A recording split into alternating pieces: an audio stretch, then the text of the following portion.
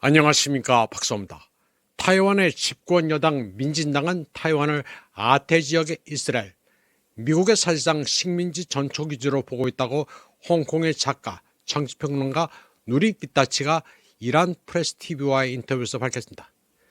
그는 10월 27일 미국 이스라엘 로비단체인 에이펙 대표단이 최초로 타이베이를 방문한 것을 언급하며 많은 사람들이 라이칭더에게 상황을 제대로 읽으라는 충고를 한다고 말했습니다. 라이칭더는 에이펙 대표단을 환영하면서 첨단 기술과 방위산업에서 협력을 강화하고 싶다고 말했습니다. 또 안보와 무역의 범위를 넘어 타이완, 미국, 이스라엘 간 협력을 촉진해 타이완 해협의 평화를 이루고 싶다고 말했습니다. 타임스 오브 이스라엘에 따르면 라이칭더는 다윗과 골리앗의 성경 이야기를 인용하며 이스라엘이 타이완의 방위력 강화에서 모델이 될 수 있다고 말했습니다. 그는 타이완 국민이 국제적 위상에 대한 도전과 중국의 주권 위협에 직면할 때 종종 유대인의 사례를 참고한다면서 타이완 국민은 결코 낙담하지 않는다고 말했습니다. 타이완은 2023년 10월 7일 하마스가 주도한 공격으로 가자 지구 전쟁이 발발한 이후 이스라엘을 강력하게 지지해왔습니다.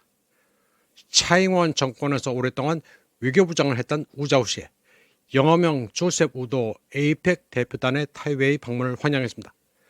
우자우 씨는 툭하면 타이완 캔 헬프를 외치며 젤렌스키 정권에 돈을 퍼줬던 인사입니다.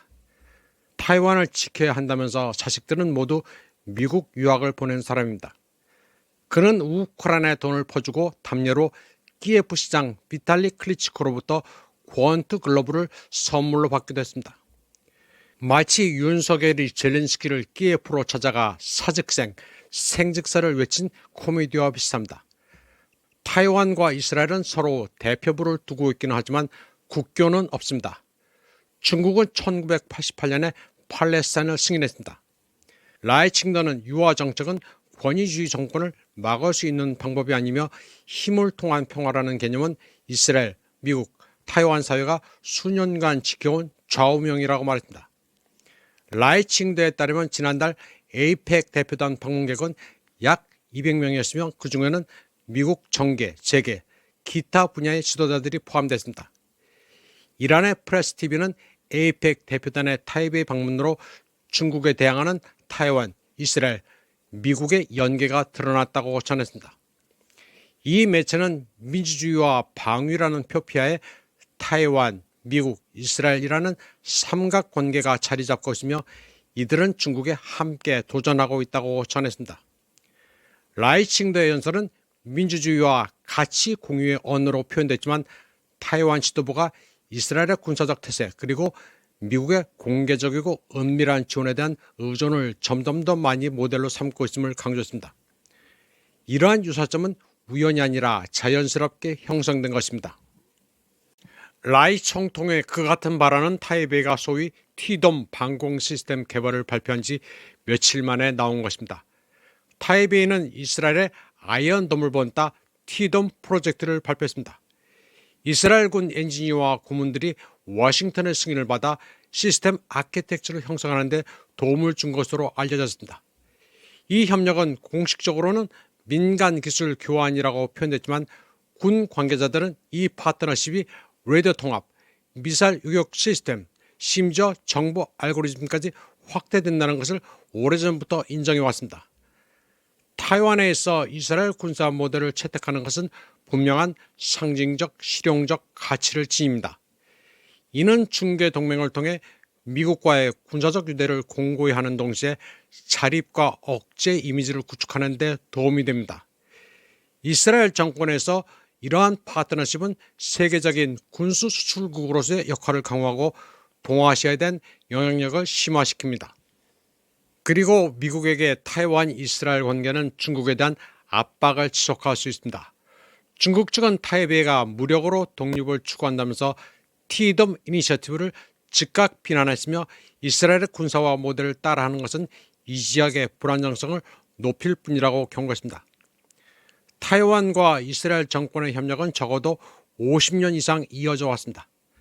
1970년대는 양측 모두 외교적으로 고립됐습니다. 타이완은 유엔 의석을 베이징에 뺏겼고 친이스라엘 스탠스로 인해 1967년 전쟁 이후 아랍권의 광범위한 비난을 받았습니다. 이후 타이완과 이스라엘은 비밀리에 협력해왔습니다. 이스라엘은 타이완에 미국산 미사일 기술과 정보 전문 지식을 제공했고 타이완은 텔아비브 정권에 재정 지원과 정치적 재량권을 제공했습니다. 1980년대와 1990년대 이스라엘 기술자들은 타이완 장교들을 훈련시키고 전자전 시스템을 공유하고 타이완의 미사일 무기고를 현대화하는 데 도움을 줬습니다. 그러나 2000년대 이르러 중국의 세계적 영향력이 확대되면서 이러한 관계는 공개적인 군사협력에서 보다 미묘한 형태의 기술 및 정보 공유로 바뀌었습니다. 이스라엘 기업은 타이완에 성장하는 군사, 반도체 부문에 진출해 사이버 보안, 위성 모니터링, 드론 기술 분야의 전문 지식을 제공했습니다. 오늘날 타이완의 전략적 담론은 이스라엘의 군사적 서사를 반영하고 있습니다. 가장 최근에 이스라엘 모사드가 폭발 장치가 심어진 페이저의 부품을 타이완과 헝가리에서 조달한 것도 우연이 아닙니다. 관계자들에 따르면 라이칭다가 2025년 10월 에이펙 타이베이 만찬에 참석한 것은 단순한 의례적인 행사 이상의 의미를 지녔습니다. 에이펙 역사상 최대 규모인 200명이 넘는 대표단을 타이완에 파견한 것은 이러한 전략적 구애를 강조하는 것이었습니다. 워싱턴의 호전적인 강경파에게 이러한 3자 동맹은 두 가지 목적을 달성합니다. 국내적으로는 친이스라엘과 친타이완 세력을 소위 민주주의 대 권위주의라는 공통된 이념적 기체 아래 묶어두는 것입니다. 지정학적으로 볼 때 이는 유라시아의 양 끝에 위치한 미국 지원 동맹국 네트워크를 형성하며 각 국가는 워싱턴의 두 주요 적대국인 이란과 중국에 대한 압박 지점 역할을 합니다. 이 프레임워크에서 에이펙의 역할이 커지고 있다는 것은 서아시아 정책을 위해 고안된 로비 메커니즘이 인도 태평양 지역에서 어떻게 재활용되고 있는지를 보여줍니다. 이스라엘 내셔널 뉴스는 서구가 죽어감에 따라 이스라엘의 미래는 떠오르는 아시아에 있다고 주장했습니다. 이스라엘은 역사와 문화, 독특함, 신념 체계를 버리고 있는 서구 좌파는 공유하는 게 점점 줄고 있다고 이 매체는 말했습니다. 하지만 타이완의 친이스라엘 정책은 국내 정치에서 거의 인기가 없습니다. 타이완 사람들도 이스라엘의 대량 학살에 항의하는 시위를 하고 있습니다. 또 2025년 초에는 텔아비브의 타이완 대표부가 불법으로 점령된 서안지구 이스라엘의 의료기관에 공개적으로 기부를 한 사실이 드러나 물의도 빚었습니다. 타이베이 정부는 살림도 넉넉지 않은데 국제법을 위반하면서까지 이스라엘에 돈을 퍼줬습니다.